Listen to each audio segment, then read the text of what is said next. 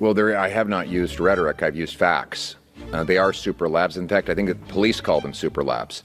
The RCMP announced that they had actually shut down a super lab, which had enough fentanyl to kill hundreds, if not thousands, of people. I couldn't care less what a foreign leader thinks about our fentanyl problem. Now, we've lost 50,000 people to overdoses. The least we can do is, in their honor, save 50,000 more. Let their loss not be in vain. So I don't accept the idea that we should stop saving our kids from fentanyl overdoses because of something the United States is saying. The Americans have the American problem with fentanyl has nothing to do with Canada. The Liberal team want more of these. Liberals want more of these drug dens in every single community in our country. No wonder that when Gregor Robertson was mayor of Vancouver, overdoses increased by 600%. For 3 terms in government, the Liberal Party has caused the addiction crisis to spiral out of control. The question in this election is, can we afford a 4th Liberal term of rising crime, drugs, and chaos? Or is it time for a new Conservative government to stop the drugs, treat addiction, and bring our loved ones home drug-free for a change? I'm here today to announce that a new Conservative government will fund recovery for 50,000 Canadians who need it. Thank you.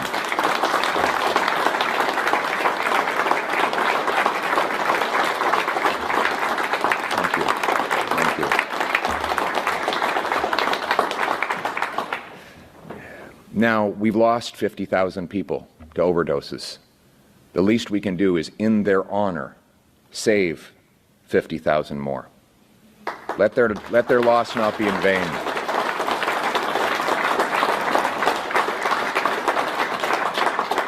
To fund this program, we will end federal funding for opioids, defund the drug dens, sue the opioid manufacturers and consulting companies who created this crisis. We will eliminate back-office bureaucracy, and we will fund directly those people who need the help through groups that have success in delivering drug-free outcomes. And make no mistake, we will be shutting down drug dens. We will ban drug dens within 500 meters of schools, hospitals, daycares, playgrounds, and other places where the community is vulnerable. We will, let's be clear, these drug consumption sites do not work. And I'm going to quote the Lancet Commission study on this right now. There is no evidence that accessing a site lowers an individual's risk of fatal overdose over time, or that sites lower community overdose rates. We owe it to our fellow citizens who are still struggling with addiction to offer them a real chance to avoid adding to that terrible number of losses we've had already. We will expand access to recovery services with proven track records. These organizations, like the Oak Centre in Winnipeg, or Harvest House in Ottawa and Atlantic Canada, or Last Door Recovery, Together We Can, Cedar Recovery. These organizations have proven track records. They will be the ones that get the funding. We will set up a different kind of funding model than you've ever seen before. Normally, governments receive applications that have all the right buzzwords, they fork over the check, and afterwards a report is written. And it doesn't matter what the outcome is as long as all the paperwork is done. That ends. Here's how we're going to run our drug recovery program. Organizations are going to be paid a set fee for the number of months they keep addicts drug-free. And they will be paid more for harder cases. So if someone is a casual drug user and trying to break the addiction before it becomes serious, the funding might not need to be as much. It could be 10 or 15 counseling sessions for that person. But on the other hand, if it's an extreme addiction with someone living on the street for multiple years and on the verge of dying, well, obviously more funding would be needed for that. But the parents in the Lower Mainland should not have to comb through an entire children's soccer field before every game to make sure there are no needles for their kids to step on. And by the way, that is not a hypothetical. That is what is happening. In the Lower Mainland today, when parents arrive to take their kids to soccer, they have a volunteer team that form a line and they walk up and down the field to remove all the drug paraphernalia, the crack pipes, and the needles. This is outrageous. We cannot go on like this. After the lost Liberal decade, we can't give them a fourth term. Well, Mr. Poilevre, Rahim Mohammed, National Post. First, thanks for making this an indoor event. I'm glad you have someone from the Lower Mainland on your advance team to give you a sense of our climate. That's right. That's the right call. That's right. Well, you should have been with us in the South Okanagan the other day. I grew up in Kamloops, man. You know what it's all about. Tugging my heartstrings. My heart's still in Kamloops. I know. I almost announced I was going to be moving the capital to Osoyoos, but thought that it should be New Westminster. You ever hear that story? Maybe Victoria. We have time for a story. Victoria stole it from under New Westminster. Is that what happened? Yeah. Gee, somebody's got to do something. Yeah. So the Victoria team, they switched up the speech that the New Westminster delegation was going to give, and the New Westminster guy fumbled and stumbled, and the capital ended up being in Victoria. I think that's how it went. Is that what happened? Yeah. So is that correct? I'd heard that story kind of second or third hand. It's breaking news, everybody. Sorry, we have to talk about fentanyl now.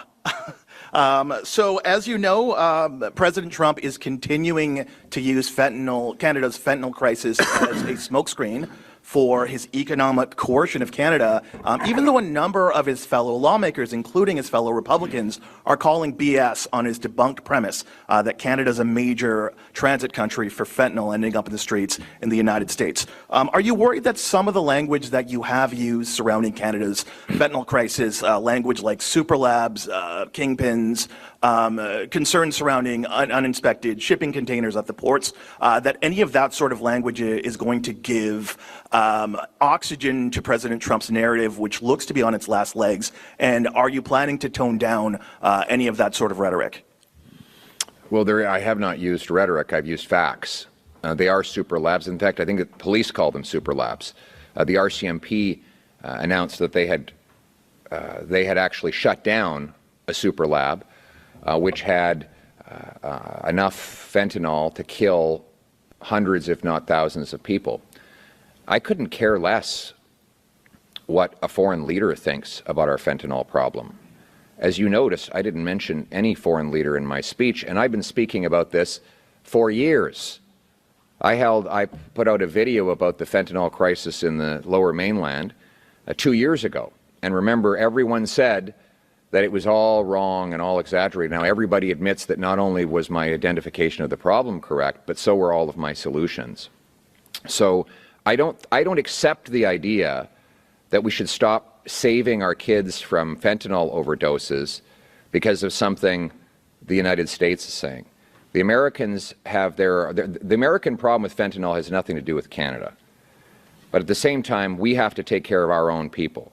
I'm not doing this for anyone other than the people who are suffering from addictions, so that not one more mother has to answer the rap on the door from a police officer who's there to tell her that her little baby boy or girl died on a street corner somewhere. Janice from Fairchild Television. I want to get your response of many Chinese Canadian parents are increasingly worried about youth exposure to drugs. So how will your plan include prevention and education for youth in immigrant communities?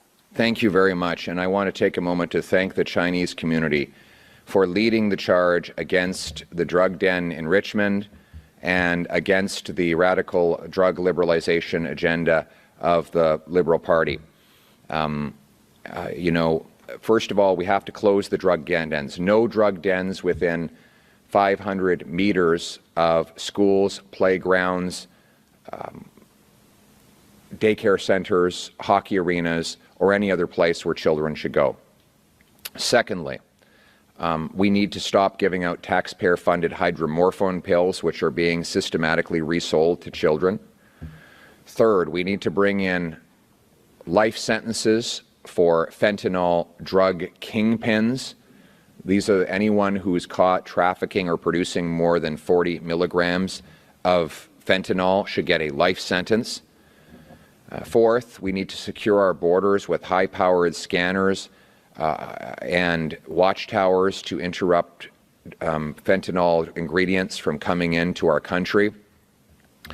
And finally, we need, for those young people who do get, unfortunately, connected with a life of drugs, we need to get them treatment and recovery services as soon as possible. We want, instead of having drug consumption sites, for example, we want to have a welcoming place for people who are addicted to come and get detox, maybe medication that will reduce the symptoms of withdrawal, give them counseling, and help them get connected with a recovery center whose goal is to make them drug-free. And that is how we're going to stop the spread of drugs and save our children. Thank you so much. En français aussi.